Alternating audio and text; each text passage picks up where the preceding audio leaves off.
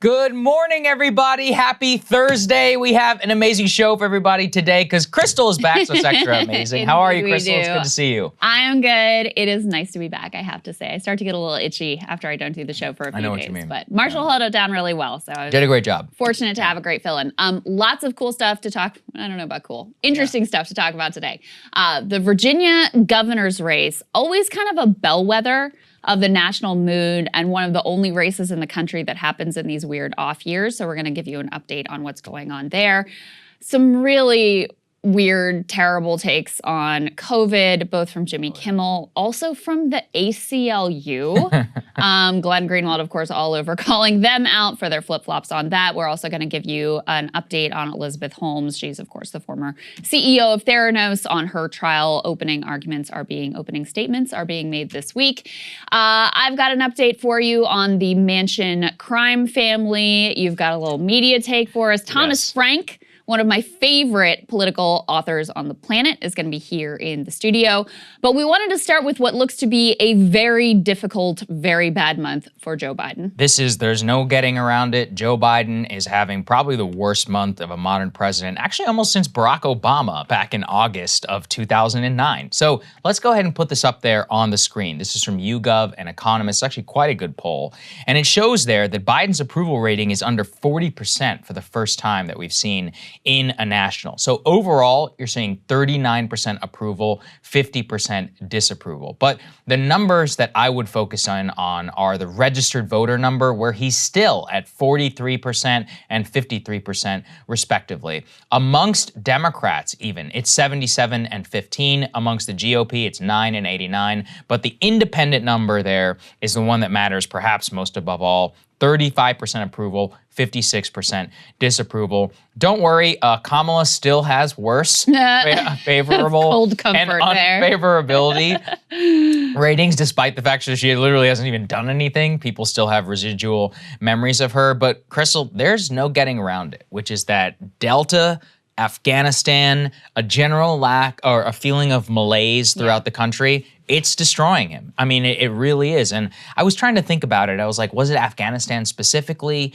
I think what it is that Biden was elected in order to try and stem the feeling of chaos and to get a handle on COVID.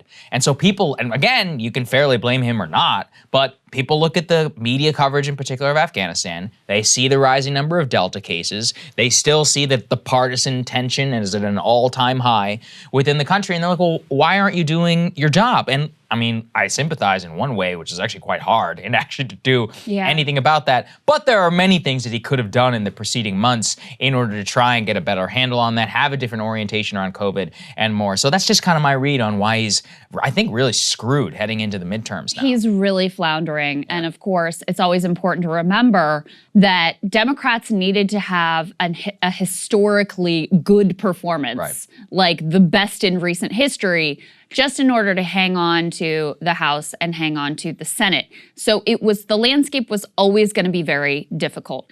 Biden has been unwilling to do things like buck the parliamentarian or get rid of the filibuster in order to make the playing field a little more level, especially through redistricting reform. So Democrats walk onto the playing field, so to speak, with a multi-point disadvantage going in. Then you're the party in power, and we know historically what happens. You've got the people whose team just lost. I don't know why I'm using all these sports metaphors today, but the Republicans are going to be a lot more fired up because they're pissed off because they're out of power and they want to get their people back in so they feel like they have a say in government again. That's very motivating. Whereas, on the Democrats on the other side, they got rid of Trump, they got their guy in, they went back to brunch. So there's just a lot less energy on that side. With regards to Afghanistan versus other issues, it is interesting. I dug into this poll, which, by the way, total side note, they asked a question about like 9/11 truthers. Oh. And there was a third of Americans who were like, the government was probably in on it. Not a surprise. Total side note there. Anyway, also in this poll, they asked people what their top issues are.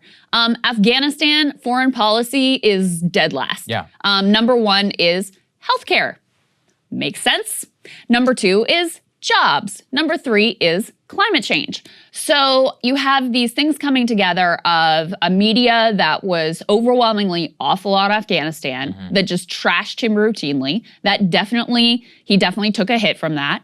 But you also have this sense that, he's not really getting much done at this point. I think that's it. And if you think, we've covered some of the approach of different countries around the world to COVID, and whether you like those approaches or not, you can kind of articulate what their strategy is. You can articulate what Israel is doing. You can articulate what Australia is doing. You can articulate what New Zealand is doing, what Sweden is doing. You can't really articulate, Biden hasn't laid out, like, here's our plan and our strategy, here's what we're calling it, here's how we're approaching it, here are the milestones. And some of that stuff is just theater. But the other thing that we learned during COVID is when people are in these times of uncertainty and they're trying to figure out, are schools gonna be open? Are my kids at risk? Am I at risk? What's going on in my community? Just having that, like, we've got this and here's the plan energy, it actually really matters. So you saw that some at the beginning of his administration when the vaccine rollout was going well, when they immediately came in right away past a fairly sizable relief package that hit people's pocketbooks right away. And now over time, as months and months and months have ticked by without further action and without any seeming direction of, okay, this is what we're doing and these are our priorities and these are the benchmarks for what we consider success, I think all of those things really weigh on the public in terms of their perception of this presidency. I think you're right. And I keep pointing to the public health as being the number one issue where he's already receding. He started his presidency with over 75% approval rating on COVID. That's down to 50. And it's like you said, it's all about the floundering nature of the message. And also, Biden just really isn't out there that much. He doesn't speak that much before the camera. He isn't doing a lot of the soothing work that really Trump failed to do whenever he would weaponize and make it a culture war every time there was masks and stuff on lockdowns. Biden promised to do the opposite, but really isn't doing a lot of that. I mostly think that's the reason. And within a vacuum, what rises is opposition. So Amy Walter from the Cook Political Report, let's put this up there on the screen, and it basically just solidifies what you were saying, which is that the biggest worry for Biden and Democrats is that the intensity of opposition to the president is also on the rise while his strong approval has dropped. So an intensity mismatch like this is a big turnout advantage for Republicans, especially in a tight race. And so in those tight Senate races, in the battleground states, even in terms of turnout, in terms of where you want to run up the score for, the bigger ones, it's gonna be a problem. And I really do think you're looking at some sort of like 2010 like phenomenon. That being said, look, there is a long time to go, but what is the one thing that could change his trajectory? It's some piece of large legislation. That's not going anywhere. Like Joe Manchin, this came out from Axios, let's put this up there on the screen, has already come out and said privately, actually, to Biden, so let's put the Axios tweet there from Jonathan Swan, and what does he talk about? Which is that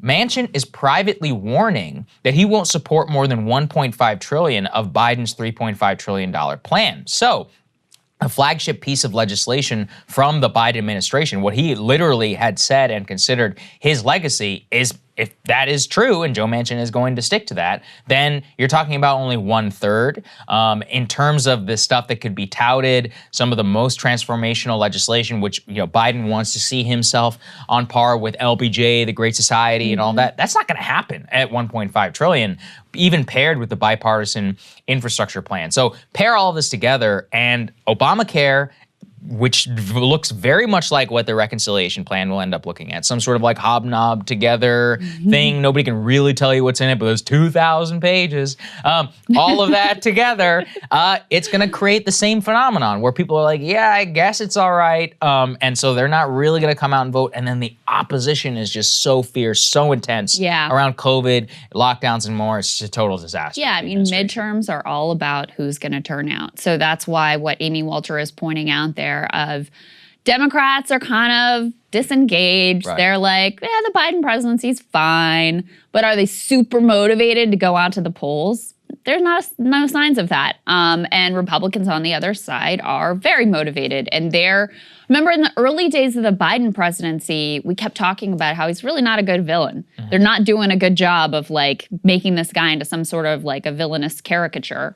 And now those numbers of strong disapproval are starting to really harden when you have look, the individual congressional candidates, what they run on, whether they're good candidates or not, that stuff is almost irrelevant these days. Every race is completely nationalized. So what's happening at the top, what's happening with the Biden administration, how people feel about that, that's basically the whole ball game. And as you rightly point out, the fact that Manchin is digging his heels in, I mean, he wrote that op-ed as well. He's now he looks serious privately warning. I mean, anytime you see these private warnings leaked, it's because they want this to be written up in the press. Now, look, what Democrats are hoping and what Joe Biden is hoping is that Manchin is posturing for his home state constituency. It's a conservative state. Now, look, you guys know I think this is all kind of BS because West Virginia is a populous state. West Virginia is a state that could benefit more than anyone from new job creation, from universal pre-K, from universal community college, from the child tax credit. But he likes to posture that he's willing to go against his own party and be his own man and be independent-minded, et cetera, et cetera. So the question is this just posturing and pandering to what he thinks people want to hear? Or is he actually going to draw a hard line that limits this package to $1.5 or even $1 trillion was the other number that he floated? Some of the things that he is opposing, he's always been, of course, skeptical of the climate change provisions. I've pointed out before, he heads the committee in the Senate that would be writing a lot of those climate change related provisions. He's also apparently trying to further means test the child tax credit, potentially means test even things like universal pre-K, universal community college, trying to pare every single thing back. So meanwhile, the clock is ticking and people feel like they haven't seen a direction from this administration in quite a while. So that's definitely a big problem. The obvious other factor here is that you have a Delta variant that continues to be a major issue, especially in parts of the country that have lower vaccination rates, but also in Florida that has a decently high vaccination rate, but has still been hit really, really hard by coronavirus cases. A lot of speculation about why that is the case. But the sense of optimism that people had, I mean, I know you and I felt this way too. Yeah. There was the sense of like, okay, we're beyond this and things are going to be kind of normal and the masks are going to go away and we're not going to have to worry about schools closing down and all that stuff. People are now feeling really nervous, really scared, really uncertain, really unhappy. And all of that uncertainty, look, some of it's not Biden's fault, but that's the reality of the climate right now. And then you add to that creates economic uncertainty, that creates, increasing, you can have businesses closing or people just, even without official government shutdowns. What we learned last time around is what the government tells you in terms of shutdowns, it's almost irrelevant because if people feel nervous, they're not going to go out, they're not going to shop, they're not going to spend money. So that creates problems for people even if you don't have official shutdowns. And layer on top of that, let's put this last tear sheet up on the screen again from this is the case count. This is the case count. Which you can see is not good. And by the way, that, last little dip is, I wouldn't take too much heart from that because people oftentimes don't report over Labor Day. But, we've certainly seen worse, but the situation is not good. The number of deaths and hospitalizations, all those things continuing to rise. So that's a bad situation. But then throw that last tear sheet up on the screen. This is regards to the economic situation. You have increasing economic uncertainty, a recovery that is stalling out. And at the same time, the pandemic era benefits and social safety net that were constructed to help people cope with this crisis are piece by piece going away. The most recent one being that 7 million people lost unemployment benefits, ironically and horrifyingly, on Labor Day. Why? Because you had, in the pandemic era programs, unemployment was expanded so that it would cover gig workers and freelancers and contract workers, which is a massive part of the economy. Millions, yeah. That unemployment should include those people, period, whether it's a pandemic or not. It's insane that it doesn't.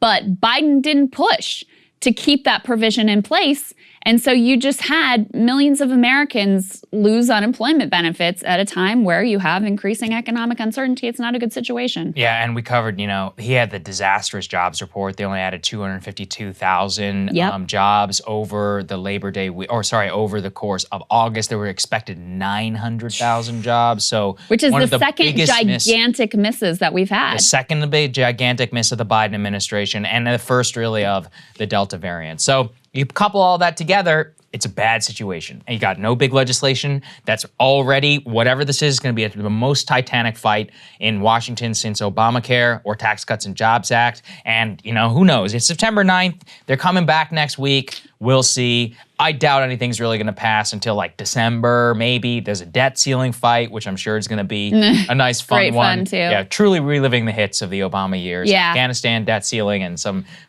cobbled together large piece of legislation like this. Couple that together with COVID, it's really not good. I mean, really, just to sum it up, you've got a media pylon, you have policy failures, and you have a national climate that some of which is out of his hands that's also really dire. Yes. So add those things together and it's not a good situation that Biden and the Democrats find themselves in right now. Hey guys, thanks so much for watching. That's right. Just as a reminder, you can become a premium subscriber today. Watch the full show completely uncut, our reactions to each other's monologues. You get to listen to it. You get to ask us questions, all that good stuff. Link is right there in the description or at breakingpoints.com. Best of all, great way to say screw you to the mainstream media.